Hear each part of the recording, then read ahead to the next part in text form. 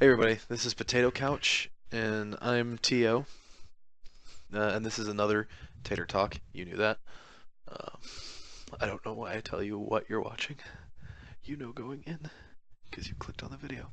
Anyway, today I wanted to talk about two of the greatest characters in fiction that have ever been created. They are Professor Charles Francis Xavier, the founder of the X-Men, and the most powerful telepath in the world, and Magneto, the master of magnetism. Now these are two characters that I've loved ever since I was a wee lad and I saw the first X-Men movie for the first time. Now, obviously, being a kid, I thought like, yeah, these guys are neat, but Wolverine's so much cooler.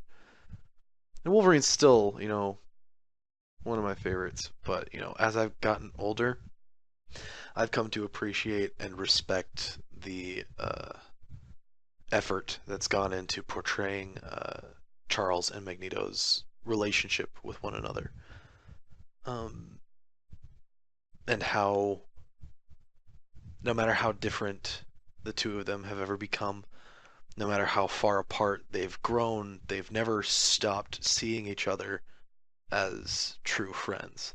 That may have been different way, way back in the 60s when Magneto was first created, but that's when the line between hero and villain was more defined. It was more of a black and white thing. But as Magneto became a more ambiguous character morally, and the definition of what constitutes a hero and what makes a villain are has changed. So like the portrayal of Magneto and Xavier's relationship has also changed. So, and I really prefer the version of the two of them where even though they may have tried to kill each other multiple times, or rather Magneto may have tried to kill Xavier multiple times, they never truly hated one another. They always viewed each other as friends. Um, so I actually went into this with a specific moment in like their history with each other in mind to talk about, but I need to build up to this moment first. So that's basically what I'm going to be spending these next 20 minutes doing. So, for those of you who find the undersides of rocks more comfortable than houses, uh, I am about to explain what exactly Magneto and Charles Xavier are and what they're meant to represent. The two of them were created when the civil rights movement was in full swing, um, by Stan Lee and Jack Kirby. And they were both meant to kind of represent the differing ideologies. Um, well, for Magneto, it's more solidified over time than it was definitively the thing back then. Because back in the 60s, Magneto defined his Brotherhood of Mutants as being the Brotherhood of Evil Mutants. Like I said, they were a more concrete villainous thing back then. Whereas the X-Men were, you know, definitively heroic. But as time has gone on, the comparison of Charles Xavier to Martin Luther King Jr. has grown stronger, as has the comparison of Magneto to Malcolm X. It's kind of the conflicting ideologies that really ultimately want something similar, not the same thing, something similar. Um, Xavier preached peace, love, and tolerance among both mutants and humans, whereas Magneto wholeheartedly believed in mutant domination over humankind, if not outright eradication of the human species, to be replaced by mutants. So that was the struggle. That was it. That was the concept upon which the X-Men were really founded. It was a metaphor for racism and the oppression of black and other marginalized minorities in that time, represented by a team of 5 white teenagers. So, so yeah, obviously they grew more diverse over time, adding characters like Storm and Colossus and Nightcrawler and all that. But that was, that was kind of going to happen either way. It's something that is sort of meant to happen for the X-Men. They should be a diverse group, especially considering what they represent. So and what Charles Xavier represents. Um, so and the like I said before, the thing about these two characters is that the definition of good and evil has changed over time, especially where comic books are concerned. So Magneto has been portrayed more and more heroically over time. I think the first big moment that really hinted at his future transformation was during the original Secret Wars in the 80s. The Beyonder did not place him on the villain team during Secret Wars. The Beyonder defined Magneto as a hero. So he was made to work alongside characters like Spider-Man and Wolverine and the Hulk and all them during the original Secret Wars fighting other villains. Which, at the time, it's like, oh, that's crazy. Like, Magneto, a good guy? What? How can Magneto be one of the heroes when he wants to dominate the human race? Um, but then, things changed along the line. Eventually, Magneto actually was placed as the ruler of his own country of mutants, and the whole dominate the human race thing just kind of fell by the wayside because he was like, hey, I have a country of my own people who love and respect me. They accept my leadership. I think I'll just be okay here. And then obviously, after a while that changed. There was actually supposed to be, I think, this big Magneto war epic storyline where he did eventually take a mutant army and try to invade the world, but that never actually happened, as far as I remember. Um, but as time went on, Magneto kind of went back to being a traditional villain, and then the late 90s, early 2000s rolled around, and Grant Morrison started writing the X-Men comics, and it became kind of, ambiguous again. Because I believe a version of Magneto joined that team. Maybe it was a clone? I don't remember very well. I'll have to read that. But yeah, I'm pretty sure like a clone of Magneto joined the team or something. Joined the X-Men. So that was very interesting, and that was the whole thing where the mutant country of Genosha got destroyed by Cassandra Nova, who was Charles Xavier's evil twin that he tried to kill when they were both still fetuses. Um, because Charles Xavier, his telepathy manifested before he was born, and he sensed how evil, like how naturally evil his twin was, and tried to kill her before either of them were born, but her consciousness somehow survived. She possessed a body, yada yada yada, all that comic book junk. But yeah, and over time, I find it really interesting the inverse development the two characters got over time as well. Because while Magneto was made more heroic over time, more and more weird, dark secrets started coming out about Charles Xavier. One of which being apparently that he had romantic feelings for the teenage Jean Grey. Uh,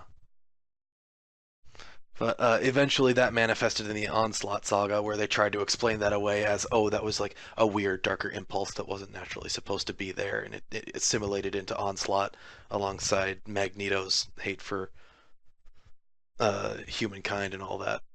So the Onslaught saga was a weird thing too, because that was very much, I feel, something of a turning point, not just for the X-Men, but for the entire Marvel Universe, because it showed us something we already knew about Magneto, that he hated humans.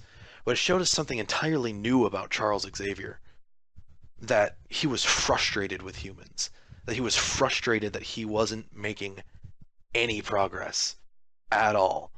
And it provided another similarity between he and Magneto. that, yeah, they both, want mutants to have an equal place in the world. Um, but Charles, somewhere deep down, does kind of lean a little more towards, yeah, mutants are better than humans. Um, and it's a very interesting stance for a comic book to take on a character like that. Because I feel like for a lot of people, Charles Xavier is like this unassailably pure symbol of hope and peace for Marvel's mutants. So to see something like that born partially from him is disturbing, to say the least. But yeah. So moving onward into stories like Avengers Disassembled and House of M, because of course it all comes down to those two stories in the end. You see the sorts of things that happen with Scarlet Witch and just like the way she breaks down psychologically. It's quite interesting how they were able to bring that back around to Magneto. Because at the end of House of M, like she basically blames Magneto for how messed up she is. She tells him like he always put the mutant race before his own children, and like he never actually cared about his own family, and that he was always fighting uh, this war that she didn't really care about. And so in the end, that's why she spoke the words "no more mutants" and nearly made her own species extinct. So that was pretty extreme for the uh, character responsible for the near extinction of the entire mutant species to essentially go and blame it on the man who has been fighting for their dominance for decades is ironic, I suppose. Is that ironic? I don't know what irony is. I don't think anybody knows what irony is. It is dumb. People stop talking about irony. It doesn't exist. We killed it. Irony's dead. If irony did exist, Magneto would be able to manipulate it because it's irony. I brought it back around. I brought it back around to Magneto. So yeah, and all of these big moments and beats that have prominently featured Xavier and Magneto really, to me, kind of led up to, well, Avengers versus X-Men is another big one because that's the Phoenix Forces coming back to Earth to rekindle the mutant race, and it took the combined efforts of Scarlet Witch and Hope Summers to control it, disperse it, and rekindle their species. Um, so Avengers versus X-Men really kind of brought it all back around full circle from House of M. And of course, a lot of people probably remember it as the event where Cyclops was a host of the Phoenix Force and killed Charles Xavier. And then very shortly after that, Red Skull, of all people, dug up Charles Xavier's body, took his brain, and started like assimilating it into his own body so he became a telepath. So Red Skull got the powers of Charles Xavier, which is a terrifying thought. Because it's the ultimate Nazi with the ultimate brainwashing power. So and he tried using it too. The Avengers stopped him. Um, but yeah, he tried using it, and that led to the Axis event. And during Axis, Magneto was quite active in that one for a few reasons. A, someone was using the powers of his closest dead friend to, manipulate the world essentially. B, this person was also using the destroyed Genosha as like his base, his hub where he was um, operating everything. And C, this bad guy was Red Skull, a Nazi, and Magneto is obviously not too fond of Nazis, considering where he lived during World War II. So, well, live isn't really the word for it, I suppose. It's more like survived. But yeah. So oh yeah, I suppose I should say for those who don't know, Magneto is Jewish, and he was a child during World War II, and he basically spent time in Auschwitz.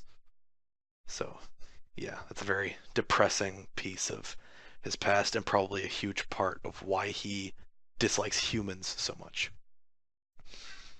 So yeah, but the thing is, in this big event where the entire world was based, including other villains, like Magneto convinced Doctor Doom to join him in this fight. That's significant against Red Skull.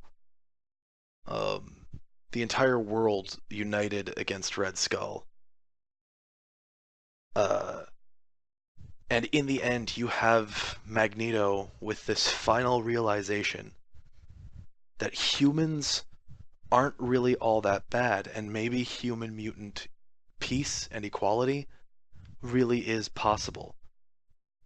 But after Red Skull is defeated and Charles Xavier's powers are like leaving his body, I think, you get the residual essence of Charles Xavier's consciousness reaching out to Magneto one last time. Magneto is the last person on the planet Charles Xavier ever communicated with before officially dying and moving on. And what Xavier says to Magneto is not, yeah, you finally got it, you finally understand my side. What Xavier says to him is, I was wrong this whole time. Humans are a hopeless cause. And then he just goes away. And I actually cried the first time I read that because that is ridiculous. Magneto and Charles Xavier, decades, decades of history between these two characters, and they finally understand each other. They finally see the other guy's side, the both of them, and they still can't agree with each other. It ultimately sends a hopeful message on Magneto's side of the story because he finally understood. He finally got it. He finally saw that humans and mutants can work together. There can be peace. But it's depressing because Charles Xavier, of all people, had finally been broken down to the point where he had to say, I was wrong. Humans are worthless. There is no hope for them.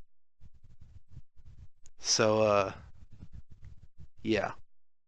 It's really, really a sad story. And that's really why I wanted to, I guess, talk about this particular subject.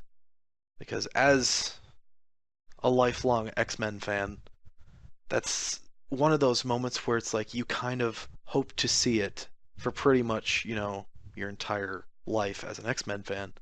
It's one of those things where you hope that Magneto can be redeemed in the end. You hope that he can see the light and see that he was wrong the whole time.